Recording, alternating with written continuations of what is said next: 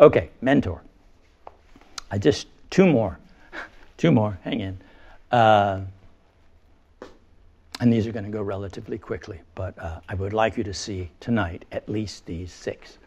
The mentor can be any person, any age, as long as they pass on skills and wisdom to the hero. There can be more than one mentor in a story, like Star Wars. There are several mentors going on there. The mentor often dies, but not always. The mentor gives the hero a life-saving gift.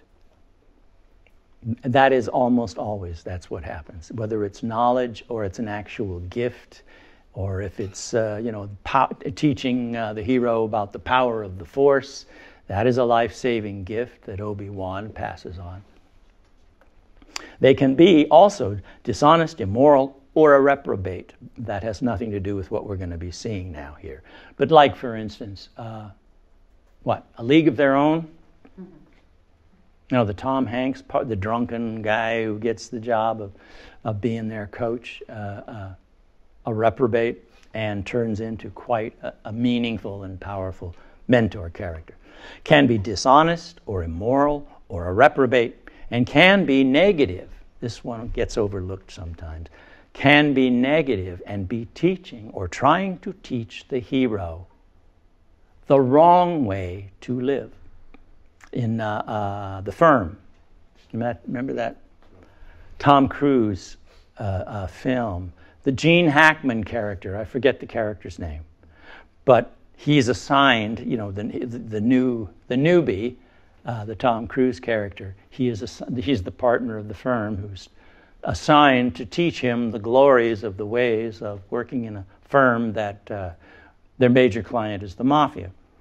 And he shows him in a very sad way, because he was at one time a very decent man, and how working for this firm he doesn't even know this is what it was showing him, but how it has sucked the soul out of the guy.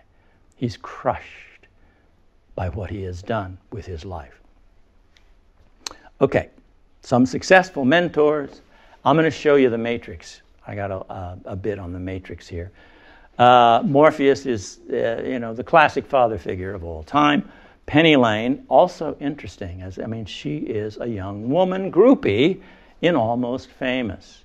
And she is teaching the hero, what is 16-year-old, I think, music writer. Groupie world. How to be a groupie and following a band. And basically she's a negative mentor teaching him how hollow this life really is. Matilda in Leon the Professional. How many have seen that one? Yeah, it runs late night, they play it all the time. It's really a terrific movie if you get a chance to see it. You don't have to go out of your way, but if you get a chance to see it. Because in this case, the mentor is a 12-year-old girl. And because her mother and father are killed by the crazed bad guy, and she takes up with and follows and seeks for protection Leon, who is himself a hitman, for protection.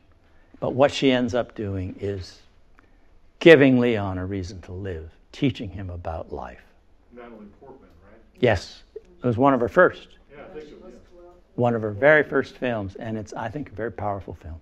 Anyway, Simon in As Good as It Gets, and Chaz Reinhold in Wedding Crashers, if anybody remembers that one. Again, he's a negative mentor there. And even in The Wizard of Oz. Okay. Okay, I will assume most of you have seen The Matrix. Trinity, this in Hero Goal, this is the end of Hero Goal Sequence 5. And Trinity has taken Neo up in this strange building to meet Morpheus for the first time. And he's been built up as quite something. And it's important to meet him, and it's an honor to meet him. So she says, and he asks her, I think, is there anything I should know? And she says, be honest. He knows more than you can imagine. So knock, knock, and they go in. Over by the window waiting is Morpheus. And the first thing he says is, "At last." Neo says, "It's an honor to meet you." And Morpheus says, "No, the honor is all mine." This mentor is already giving his gift right up front, his gift to the hero. And it is the gift of knowing that he is special and that he is chosen by their mythology, by the rebel mythology. And all he has to do is come to believe it himself. And that's his arc, his growth arc. I imagine you're feeling a bit like Alice tumbling down the rabbit hole. All the images, all those images are coming into play here. Even Alice through the looking glass, that's going to get used here in a minute too. You're here because you know. Yes, listen. You're here because you know something. You can't put your finger on it, but you've always known that something was wrong. And the reason I'm particularly pointing out this passage is that is the state, the emotional state of almost all heroes in the first act. They are living in their own world, their own, their life yesterday, the world they've always lived in, and it's just day to day, and okay, it's there, and they do it. But they know that something is wrong. It hasn't been maybe it hasn't even been articulated yet. But something is wrong with society, and what they don't know is they are the one who is going to set it right. Morpheus says, "You were born into a prison you cannot taste or smell or touch, a prison for your mind." Can you imagine when this first came out and was speaking to young people, teens and young people all over the world, how they're just sitting there nodding and saying, "Yes, yes, that's me. That's how I feel." The identification here was complete with an entire generation. You cannot be told what the Matrix is. You must see it for yourself. All I'm offering is the truth. And then the classic moment when Morpheus offers the two pills. Pick blue or pick red.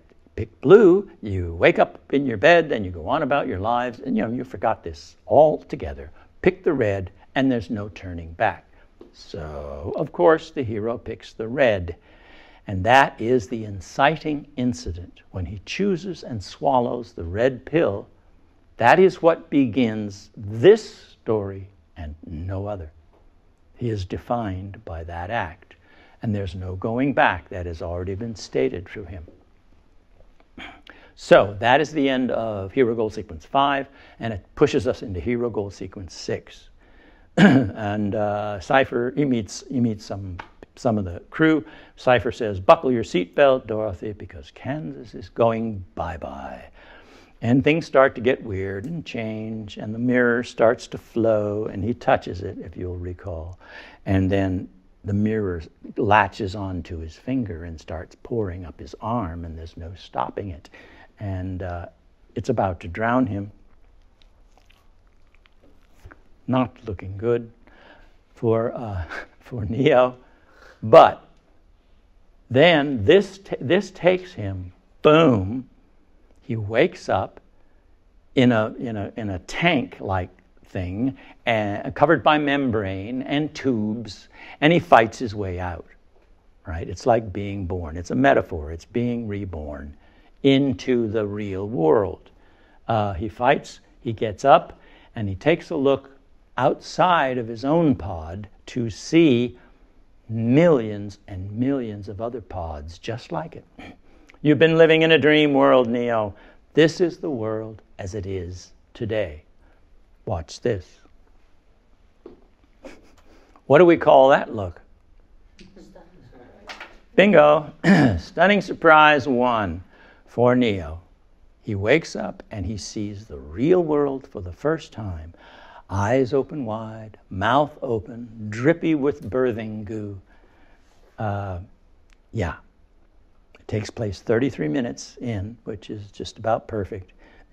And welcome to Act 2 Neo. He is thrown into this new world in which his entire adventure and story will take place. Welcome to the desert of the real. We've done it, Trinity. We found him. Again, a reiteration of the fact that the mentor is utterly convinced that this is the chosen one who is worthy of all the instruction that now must be given.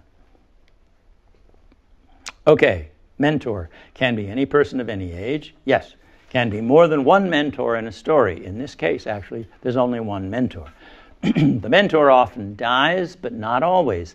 In this case, he almost dies. He's captured and he's tortured, but he does not die. And I think there's a very good storytelling reason for that. I won't go into it now, but somebody remind me later and we may have a discussion about why the mentor is actually allowed to live here in this story.